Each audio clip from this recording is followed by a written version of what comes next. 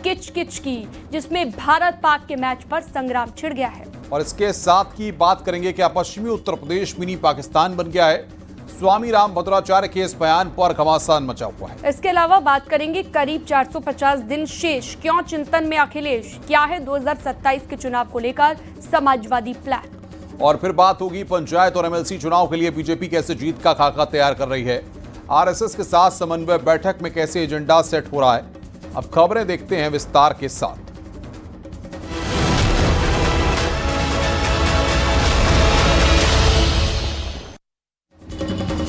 Asia cup 2025 में भारत और पाकिस्तान के बीच हाई वोल्टेज मुकाबले को लेकर मैदान से ज्यादा भिड़ंत देश की सियासत में रही है।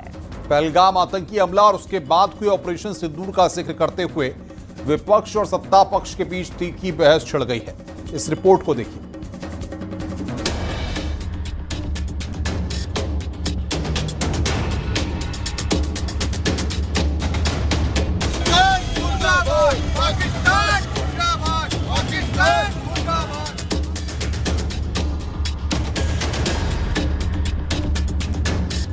एशिया कप में भारत पाकिस्तान की भिड़ंत को लेकर देश में सियासी टक्कर भी जारी है। विरोध और बायकॉट की मांग के बीच सियासी रस्साकसी देखने को मिल रही है। पहलगाम आतंकी हमले और उसके बाद हुए ऑपरेशन सिंदूर का हवाला देकर विपक्षी पार्टियां सरकार पर हमलावर हैं। शिवसेना यूबीटी के प्रमुख उद्धव ठाकरे कड़ा एतराज जता रहे हैं। उद्धव पहलगाम में हुए आतंकी हमले का जिक्र करते हुए युद्ध और क्रिकेट एक साथ नहीं चलने की बात कर रहे हैं। तो वहीं महाराष्ट्र के मंत्री नीतीश राणा ने उद्धव ठाकरे के बयान पर कटाक्ष किया है। देशभक्ति का व्यापार सिर्फ पैसा चाहिए। मैच इसलिए खेलने जा रहे हैं कि उस मैच से जितना पैसा मिलेगा, चंदा मिलेगा, वो उनको चाहिए। बस उसके सामने देश मर जाए, देश के लोग मर जाए, हमें कुछ परवाह नहीं। लापरवाही से हम खेलते रहेंगे और हमें देशभक्ति सिखा रहे। अरे यही आदित्य ठाकरे छुप के भारत पाकिस्तान का मैच देखेगा बुर्खा पहन के, और उसका फायदा ऐसा है आवाज भी हेल्प कर देगा उसको। मैं औरत हूँ, हो गया ना कहता हूँ। बुर्खा पहने का ऐसा आवाज आएगा, कौन बोलेगा वो आदित्य ठाकरे। चलो मैडम बैठो, हो गया काम। पाकिस्तान जिंदाबाद। AIM प्रमुख असुद्दीन ओवैसी ने भारत पाकिस्तान के बीच मैच को लेकर सवाल उठाए हैं। कहा कि क्रिकेट मैच की बात आई तो ये रन आउट हो गए। जब आपने कहा कि खून और पानी नहीं एक साथ जा सकता, बातचीत और आतंकवाद नहीं हो सकती, एक क्रिकेट मैच में कितने पैसे आएंगे बीसीसीआई को? बड़ा बड़ा भाषण देते हैं, ज्ञान देते हैं, देशभक्ति देशभक्ति। क्रिकेट मैच का मामला आया तो तुम रन आउट हो गए, बल्कि रन आउट नहीं स्टंप हो गए। वहीं बीजेपी ने अंतर्राष्ट्रीय नियमों का हवाला देते हुए भारत पाकिस्तान मैच का बचाव किया, तो कांग्रेस इसे पहलगाम हमले में मारे गए लोगों के परिवार के जख्मों पर नमक रगड़ने वाला बता रही है। देखिए, मूलतः क्या है कि भारत पाकिस्तान के साथ संबंध नहीं रखना चाहता है। जिस प्रकार से वो आतंकवादियों को समर्थन दिया है पाकिस्तान ने, तो इसलिए नेचुरल है कि गुस्सा लोगों को आएगा। लेकिन याद रखा जाए कि हम पाकिस्तान में कुछ नहीं खेल रहे हैं। जैसे वर्ल्ड कप में, अब वर्ल्ड कप इस कारण भारत न खेले कि पाकिस्तान खेल रहा है, तो थोड़ा बहुत बड़ा निर्णय हो जाएगा। इनको इस बात की परवाह नहीं है कि हमारी बहनों का सिंदूर उजड़े हुए अभी कुछ ही पल गुजरे हैं, कुछ ही दिन गुजरे हैं, उनकी आंख के आंसू अब तक सूखे नहीं। बताने की कोशिश ना करेंगे अंतर्राष्ट्रीय नियम, अंतर्राष्ट्रीय मानक है, ये आप इधर उधर की बात कर करके इसको लीपापोती से काम नहीं चलेगा। आपकी राष्ट्रभक्ति, आपकी देशभक्ति, आपकी सारी चीज़ें जो हैं वो कहाँ छुप जाती हैं जब ये सारी चीज़ें इस तरह से सामने आती हैं। फिलहाल तो भारत पाकिस्तान क्रिकेट को लेकर सियासी संग्राम जारी है और सवाल भी लगातार उठ रहे हैं कि मल्टीनेशनल इवेंट का बायकॉट नहीं हो सकता। लोग पूछ रहे हैं कि क्या क्रिकेट आतंकवाद के साए में खेला जा सकता है। Bureau report, news 18।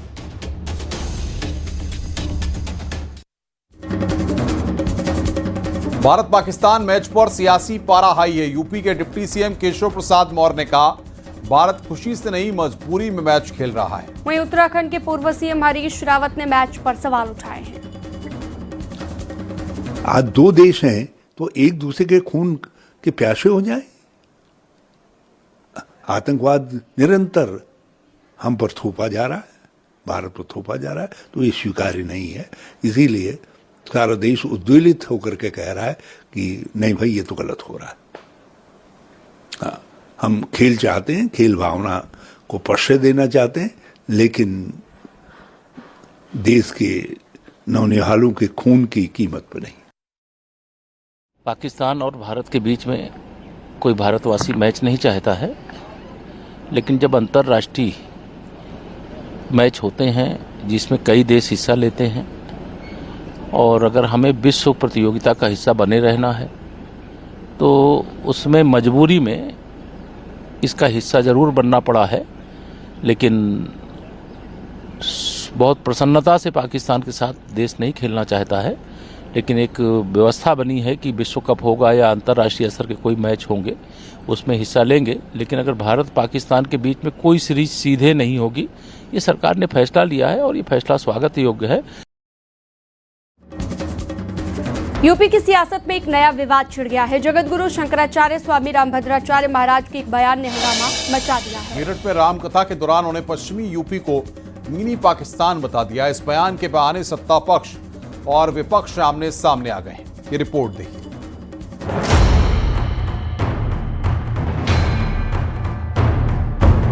उतना न्याय नहीं दे पा रहे हैं। पश्चिमी उत्तर प्रदेश में आकर लगता मानो ये मिनी पाकिस्तान है, ऐसा लगता है। मिनी मनवादी का आश्रम बना दो, मिनी सामंतवाद का गढ़ बना दो, कुछ बनाओ तो जाके। 8 सितंबर को मेरठ के भामाशाह पार्क में शुरू हुई जगतगुरु रामभद्राचार्य महाराज की रामकथा में हजारों श्रद्धालु शामिल हुए, लेकिन कथा के दौरान दिए गए एक बयान ने पूरे पश्चिमी उत्तर प्रदेश के नाम सियासी बवाल मचा दिया। दरअसल जगतगुरु रामभद्राचार्य ने कहा कि पश्चिमी उत्तर प्रदेश आकर ऐसा लगता है जैसे मिनी पाकिस्तान है। यहाँ हिंदू संकट में है, हिंदू धर्म को न्याय नहीं मिल पा रहा है। हिंदुओं पर बहुत संकट है, बहुत संकट है। अपने ही देश में हम हिंदू धर्म को उतना न्याय नहीं दे पा रहे हैं। पश्चिमी उत्तर प्रदेश में आकर लगता मानो ये मिनी पाकिस्तान है, ऐसा लगता है। उधर यूपी सरकार के मंत्री कपिल देव अग्रवाल ने इस बयान को आधार बनाकर समाजवादी पार्टी पर हमला बोला और कहा कि सपा का पीडीएफ फॉर्मूला समाज को बांट रहा है। कि जिस प्रकार से हिंदू समाज में लगातार जनसंख्या का गिरावट हुई है, योजनाबद्ध तरीके से बाबा झांगुर ने जिस प्रकार से 5000 से अधिक बेटियों का, महिलाओं का धर्मांतरण करने का काम किया, और ये समाजवादी पार्टी के लोग, विपक्ष के लोग जो बड़ी बड़ी बातें करते हैं, एक शब्द भी उन्होंने नहीं बोला कि इतना धर्मांतरण हुआ है तो उस पर वो क्या करें, क्या होना चाहिए था कि नहीं होना चाहिए था, हुआ तो ठीक हुआ या गलत हुआ, एक शब्द भी समाजवादी पार्टी के नेताओं को नहीं आया। यानी इस प्रकार के व्यवहार होता है समाज में, हिंदू समाज पर अन्याय होता है, लोग बोलते नहीं हैं, और कोई छोटी मोटी घटना होती है तो सब इनके गले बोलते बोलते सूखते नहीं हैं, लगातार चिंगारते रहते हैं। तो मुझको लगता है इसी को लेकर के रामभद्राचार्य ने अपना विचार रखा। समाजवादी पार्टी ने भी पलटवार किया और कहा कि रामभद्राचार्य को बकबकाने की आदत हो गई है, ऐसे बयान नहीं देंगे तो उनकी दुकान कैसे चलेगी। उनको बताने वाला मेरे ख्याल से अनभिज्ञ अबोध कोई बालक रहा होगा। वैसे उनको दिखता नहीं है, इसके लिए मैं ईश्वर से प्रार्थना ही कर सकता हूं कि उनकी मन की आंखों को खोले। मिनी पाकिस्तान लग रहा है तो आप इधर क्यों बैठे हो, जाओ ना पश्चिमी उत्तर प्रदेश में अपना मठ बनाओ, कोई मना कर रहा है। मिनी पाकिस्तान से उसको मिनी हिंदुस्तान बना दो, मिनी मनवादी का आश्रम बना दो, मिनी सामंतवाद का गढ़ बना दो, कुछ बनाओ तो जाके। आप लोग करते कुछ नहीं, सिर्फ बक किया करते हो। इस बयान के बाद सोशल मीडिया पर भी बहस तेज हो गई है। विपक्ष से नफरत का प्रतीक बता रहा है तो सत्ता पक्ष हिंदू सुरक्षा का मुद्दा बना रहा है। सवाल है कि क्या ये विवाद सियासत को नया मोड़ देगा। Bureau report, news 18।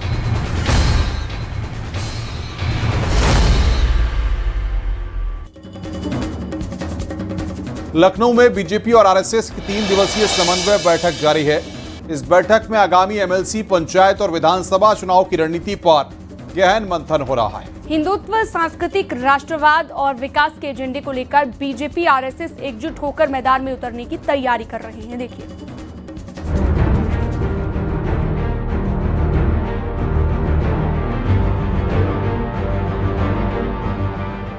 लखनऊ में चल रही समन्वय बैठक में आरएसएस के शीर्ष पदाधिकारी, 32 अनुसांगिक संगठनों के प्रतिनिधि, बीजेपी के प्रदेश अध्यक्ष भूपेंद्र चौधरी, संगठन महामंत्री धर्मपाल सिंह और क्षेत्रीय अध्यक्ष मौजूद हैं। लक्ष्य साफ है, उत्तर प्रदेश में 2025 के एमएलसी, पंचायत और 2027 के विधानसभा चुनाव में जीत का रोड मैप तैयार करना। इस समन्वय बैठक से ऐसा माना जा रहा है कि पार्टी को फीडबैक मिलेगा, किस तरीके से उनको रणनीति बनानी चाहिए, किस तरीके से अपने कैंडिडेट देने चाहिए और क्या उनकी स्ट्रेटजी होनी चाहिए ताकि चुनाव में कामयाबी हासिल कर सके। आरएसएस इंडिपेंडेंट अपनी चूंकि ओपिनियन देता है तो मुझे लगता है कि शायद बीजेपी के लिए बहुत महत्वपूर्ण होता है। बैठक के मुख्य एजेंडों की सूची भी तैयार है। इसमें जातियों में बटे हिंदुओं को एकजुट करना, विपक्ष के पीडीएफ फॉर्मूले की काट के लिए हिंदुत्व के एजेंडे पर डटे रहना और यूपी के हर गांव में आरएसएस की शाखाएं बढ़ाना। इसके अलावा केंद्र और प्रदेश सरकार की योजनाओं को जमीन तक पहुंचाना और लाभार्थियों को बीजेपी के साथ जोड़ना भी प्राथमिकता है। ये समन्वय बैठक एक संगठनात्मक प्रक्रिया है जो नियत समय पर लगातार होती रहती है और जहां तक पंचायत चुनाव की बात है, पंचायत चुनाव को लेकर भारतीय जनता पार्टी पूरी तरह से सजग है और तैयारियां भी शुरू कर दी है। स्थानीय स्तर पर वोटर लिस्ट दुरुस्त करने का काम जारी है और मंडल और बूथ स्तर पर कार्यकर्ताओं को संपर्क बनाने के लिए कहा गया है। पदाधिकारियों की, वरिष्ठ नेताओं की ड्यूटी लगा दी गई है। पंचायत चुनाव हम मजबूती के साथ जीतेंगे। सांस्कृतिक और आध्यात्मिक कार्यक्रमों को बढ़ावा देना भी रणनीति का हिस्सा है। बीजेपी और आरएसएस कार्यकर्ता इन आयोजनों में सक्रिय रहेंगे। राम मंदिर, गंगा सफाई और योग जैसे मुद्दों को जन जन तक ले जाया जाएगा। एमएलसी चुनाव में एबीवीपी जैसे संगठन स्नातक और शिक्षक संगठनों के बीच सक्रिय रहेंगे। बीजेपी प्रत्याशियों को जिताने के लिए स्वयंसेवक और कार्यकर्ता कंधे से कंधा मिलाकर काम करेंगे। पंचायत चुनाव में सांस्कृतिक राष्ट्रवाद और विकास का एजेंडा केंद्र में रहेगा। किस तरीके से समन्वय बनाकर आगामी एमएलसी के चुनाव और उसके बाद पंचायत चुनाव और फिर विधानसभा के चुनाव को जीता जा सके, इसके लिए आरएसएस और बीजेपी मंथन और चिंतन कर रहे हैं और रोड मैप तैयार कर रहे हैं कि उसी रणनीति के तहत आगामी चुनाव में आगे बढ़ना है। कैमरामैन मनोज शाही के साथ संकेत मिश्रा, न्यूज़ 18 लखनऊ। यूपी में विधानसभा चुनाव होने में करीब 450 दिनों का समय शेष है। पार्टियां इस बात को बहुत अच्छी तरीके से जानती हैं कि जोर आजमाइश अभी से शुरू करनी होगी। नतीजा ये है कि समाजवादी पार्टी ने एक सीट पर 1 से सवा दिन का समय देने का मन बनाया है और इसके लिए जिलेवार कमेटी की बैठकें जारी हैं। देखिए,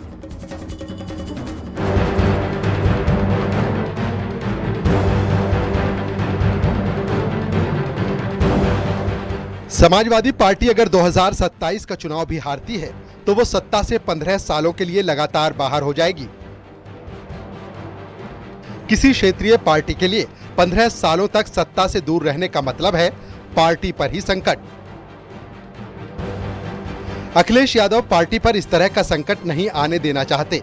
ऐसे में विधानसभा चुनाव के लिए बचे करीब 450 दिन में सभी विधानसभा सीटों पर फोकस किया जा रहा है। यही वजह है कि अखिलेश यादव जिलेवार नेताओं संग बैठकें कर रहे हैं। तो लगातार ये समीक्षा बैठक विभिन्न जिलों की चल रही है। समाजवादी पार्टी इस बार 2027 के चुनाव में कोई कोताही नहीं चाहती है। हम बूथ पे भी लड़ेंगे, हम वोटर लिस्ट को भी देखेंगे कि कैसे वोट घटाए जा रहे हैं, कैसे वोट बढ़ाए जा रहे हैं। उन सब तैयारियों को लेके और कौन सा प्रत्याशी किस विधानसभा में अच्छा रहेगा चुनाव लड़ने के लिए, कि उन सब समीकरणों को लेके संगठन के लोगों के साथ, पार्टी के लोगों के साथ लगातार आदरणीय अखिलेश यादव जी समीक्षा बैठक कर रहे हैं। यूपी में समाजवादी पार्टी 2 बार से विधानसभा चुनाव लगातार हार रही है। ऐसे में तीसरी बार समाजवादी पार्टी ऐसा रिस्क लेने के मूड में नहीं है। पार्टी साल 2024 के चुनाव वाला प्रदर्शन दोहराना चाहती है।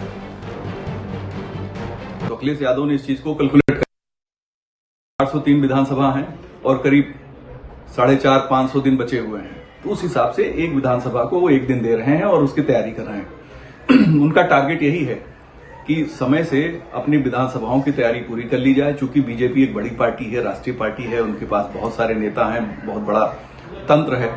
समाजवादी पार्टी में अखिलेश हैं, उसके बाद 1 से 10 तक जगह खाली है, 10 के नीचे लोग हैं। तो जब सेकंड लीडरशिप जहां अभाव होता है, वहां जो पार्टी का मुखिया है उसी को सारा कुछ करना होता है, और अखिलेश इस चुनौती को समझ रहे हैं। सियासत और सियासी दल के लिए अपनी चुनावी रणनीति बहुत अहम होती है। वक्त के साथ अखिलेश यादव लगातार इलेक्शन मोड में नजर आ रहे हैं। मिलाकर के 2027 के चुनाव के लिए अखिलेश यादव हर तरह से तैयार हैं और खुद अब सभी जिलों पर नजर बनाए हुए हैं। गिरी के साथ पीएम मोदी 5 राज्यों के दौरे पर हैं। रविवार दूसरे दिन असम के दरांग पहुंचे। यहां पर उन्होंने 18,000 करोड़ से ज्यादा की विकास योजनाओं की सौगात दी। विकास के साथ साथ पीएम ने विपक्ष पर जमकर निशाना साधा। ये रिपोर्ट देखिए।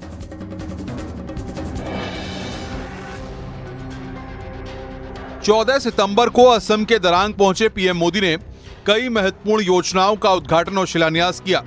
इस दौरान पीएम मोदी विपक्ष पर भी जमकर बरसे और कहा कि मुझे कितनी भी गालियां दें, सारा जहर निगल लेता हूं। मुझे कितने ही गालियां दे, मैं तो भगवान शिव का भक्त हूं, सारा जहर निगल देता हूं।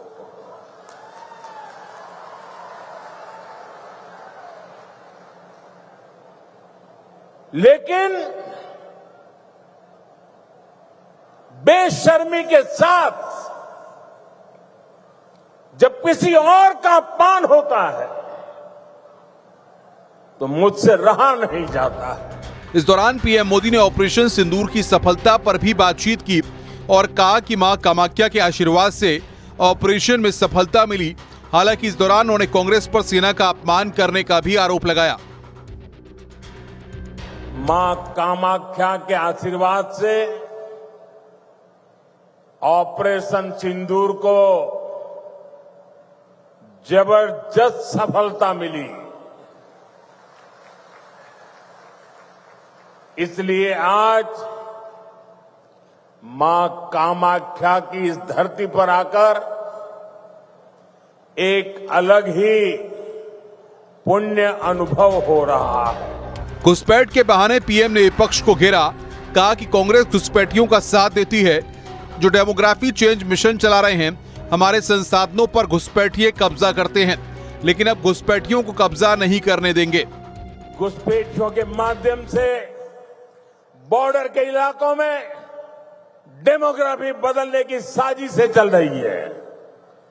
ये राष्ट्रीय सुरक्षा के लिए बहुत बड़ा खतरा है। इसलिए अब देश में एक डेमोग्राफी मिशन शुरू किया जा रहा है। भाजपा का लक्ष्य है घुसपैठियों से देश को बचाएंगे, घुसपैठियों से देश को मुक्ति दिलाएंगे। और मैं उन राजनेताओं को भी कहना चाहता हूं, आप जो चुनौती लेकर के मैदान में आए ना, मैं सुना तान करके उस चुनौती को स्वीकार करता हूं। और लिख लो, मैं देखता हूं घुसपैठियों को बचाने में तुम कितनी ताकत लगाते हो और घुसपैठियों को हटाने में हम कैसे अपना जीवन लगा देते हैं। हो जाए मुकाबला। पीएम के इस दौरे से जहां असम में विकास की नई लहर दौड़ी, वहीं उनके तीखे बयानों ने विपक्ष को बैकफुट पर ला दिया। विपक्ष इस हमले का जवाब देता है, ये देखना दिलचस्प होगा। Bureau report, news 18।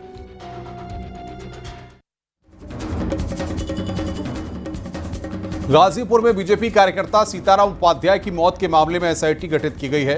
परिजनों के मुताबिक पुलिस कस्टडी में पिटाई से सीताराम उपाध्याय की मौत हुई है। परिजनों के आरोप पर एसएचओ समेत 6 पुलिसकर्मियों को सस्पेंड किया गया है। 6 पुलिसकर्मी लाइन हाजिर किए गए हैं। डीएम ने मजिस्ट्रेटी जांच के आदेश दिए थे। अब शासन ने एसआईटी का गठन किया है। एसआईटी का अध्यक्ष वाराणसी कमिश्नरेट के डीसीपी गौरव बंसवाल को बनाया गया है। एडीसीपी अंशुमान मिश्रा, एसीपी नितिन तनेजा सदस्य होंगे। निष्पक्ष जांच के बाद दोषियों को सजा दिलाने की तरफ शासन की तरफ से बात कही गई है।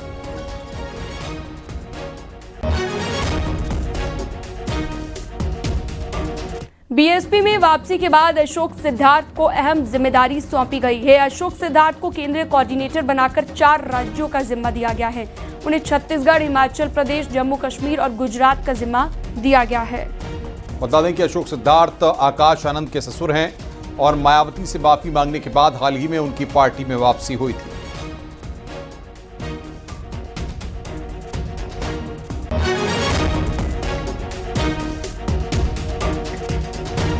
समाजवादी पार्टी के पूर्व सांसद एसटी हसन ने मोदी सरकार की विदेश नीति पर सवाल उठाए हैं। साथ ही अमेरिकी राष्ट्रपति को स्वार्थी और चीन को पाकिस्तान का दोस्त बताया।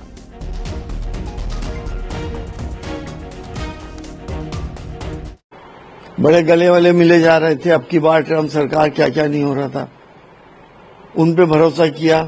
वो दोस्ती क्यों खत्म हो गई? क्या विदेश नीति फ्लॉप हो गई? और अब हम चीन की तरफ जा रहे हैं। वो चीन जिसने पिछले ऑपरेशन सिंदूर में पाकिस्तान की भरपूर मदद करी, हर तरह का उसको इनपुट दिए, चाहे वो इंटेलिजेंस के हो, चाहे वो मीडिया के हो, या और रडार वाले सिस्टम के जैम करने के हों। बढ़ते हैं आगे। समाजवादी पार्टी के महासचिव शिवपाल यादव ने पश्चिमी उत्तर प्रदेश की तुलना पाकिस्तान से किए जाने के रामभद्राचार्य के बयान पर प्रतिक्रिया दी और कहा कि उनको कुछ दिखाई नहीं दे रहा है। उनके बारे में क्या कहें, ऐसे लोगों पर तरस आता है। उन्होंने ही सरकार बनवाई, राज्य उन्हीं का है। उन्हें को दिखाई नहीं दे रहा है, उन्हें को दिखाई नहीं दे रहा है।